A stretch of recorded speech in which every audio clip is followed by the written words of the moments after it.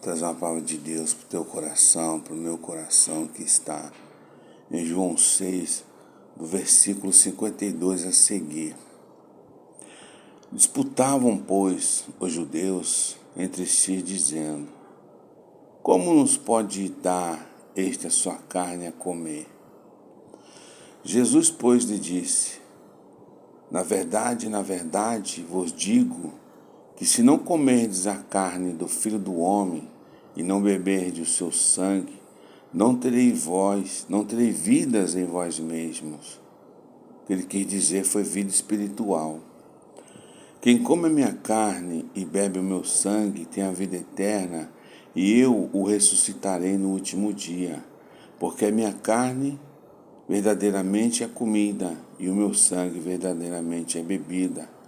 Quem come a minha carne e bebe o meu sangue permanece em mim, e eu nele. Assim como o Pai que vive me enviou, e eu vivo pelo Pai, assim quem de mim se alimenta também viverá por mim. Este é o pão que desceu do céu, que não é o caso dos vossos pais que comeram maná e morreram. Quem comer este pão viverá para sempre. Glórias a Deus. Queridos irmãos, amada igreja, queridos ouvintes e amados seguidores desse canal, essa expressão de Jesus revela que recebemos vida espiritual, crendo em Cristo e tendo parte nele e nos seus benefícios redentores da sua morte na cruz, como está lá em Romanos 3, 24 e 25.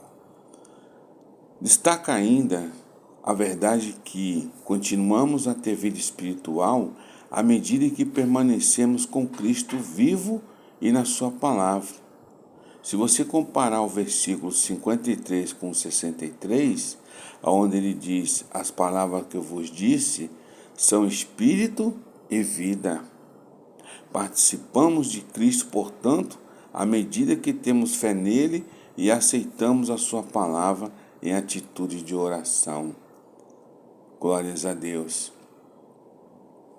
Você vê que o versículo 63, ainda do versículo 6, diz: o Espírito é o que vivifica, a carne para nada aproveita. As palavras que eu vos digo são espírito de vida. Glórias a Deus. Então Jesus é a palavra, que é o verbo. Então ele é a palavra viva. A Bíblia é a palavra escrita, como está lá em 2 Timóteo 3,16. Jesus é o pão da vida. Glórias a Deus. Como diz lá no versículo 35. Versículo 35 diz: eu sou o pão da vida. Aquele que vem em mim não terá fome, e quem crê em mim nunca terá sede. Irmãos, Cristo é o sustento que nutre a nossa vida espiritual. Quando você vê ele dizendo: quem comer da minha carne, não é uma coisa material, é uma coisa espiritual, que só o Espírito Santo pode te dar discernimento ou você estudar a palavra de Deus. Então o Senhor diz: nem só de pão viverá o homem, mas de toda palavra que sai da boca de Deus. Portanto, nós comemos a sua carne ao receber e obedecer a palavra de Deus, como está no versículo 63. O Espírito é o que vivifica, a carne para nada aproveita. As palavras que eu vos disse são espírito e vida. Então nós somos salvos, irmãos, pela graça de Deus e pelo poder regenerador do Espírito Santo. Primeiramente por ouvir e aceitar a palavra. E continuamos salvos e participantes da graça divina, recebendo continuamente a palavra de Deus, lendo-a, obedecendo e absorvendo-a em nosso espírito. Tendo isso em vista, é fatal o abandono da comunhão com Cristo com a palavra. Se você for lá em 1 Timóteo 4,13, diz assim, 12, vamos no 12. Ninguém despreza a tua mocidade, mas seu exemplo dos fiéis na palavra, no trato na caridade, no espírito, na fé e na pureza. Persiste em ler, exortar e ensinar até que eu vá. Não despreze o dom que é em ti, o qual te foi dado por profecia com a imposição das mãos do presbítero. Né?